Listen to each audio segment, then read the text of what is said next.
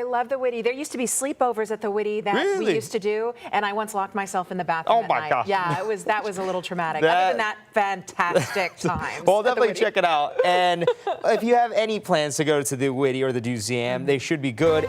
My advice for this upcoming weekend, because I know we have rain chances, we have weather impact alerts for possible storms, but the rest of this Memorial Day weekend is not going to be a washout. So don't go canceling any plans. And if you have any outdoor events or plans, please be aware of the radar. If you see any storms coming your way, just head indoors, especially when thunder roars.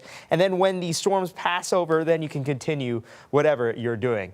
Now, looking at the sky cam outside, seeing a current temperature of 83 degrees with the humidity, it feels like 85 degrees. Winds are coming in from the east and northeast at 10 miles per hour. So here's a radar loop over the past 18 hours. That's the impulse that came in earlier this morning as it formed in Edwards Plateau at around 8 o'clock. We had a severe thunderstorm warning for San Antonio, and now it is moving in East Texas, providing some moderate rainfall for the East Houston area. It's about to get into Louisiana as well. Now, looking at the view over most of South Central Texas, we're mostly clear and dry. However, we are tracking another array of thunderstorms that are forming west of Valverde County along the Sierra Madre Mountains. Now, the key word is if they hold together and continue to move eastward into our area, well, then we could potentially see another wave of storms later tonight. However, the chances of this happening are lower than the past couple of nights. However, if it holds together, then yes, we could see even more rain for our area.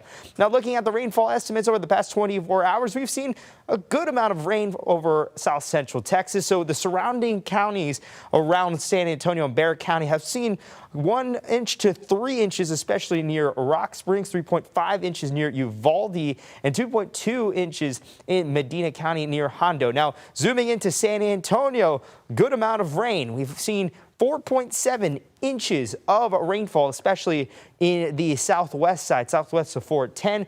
Generally, we are seeing around 1 to 2.5 inches of rainfall here in Barrett County. Temperature-wise, we're into the 80s, upper 80s down towards the south, and lower 90s in Eagle Pass and in Del Rio as well. So quite warm.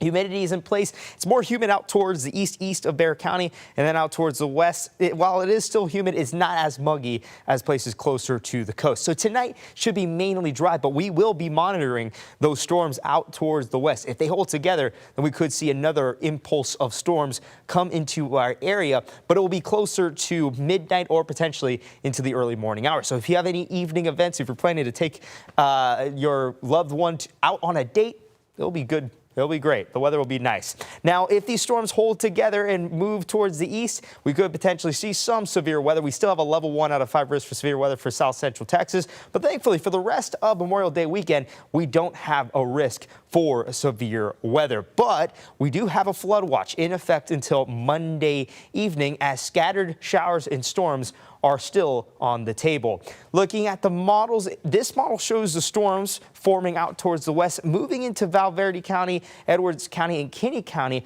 but it has it dissipating right around 1 to 2 o'clock in the morning. Now, if it holds together, then of course it could go into San Antonio by tomorrow early morning.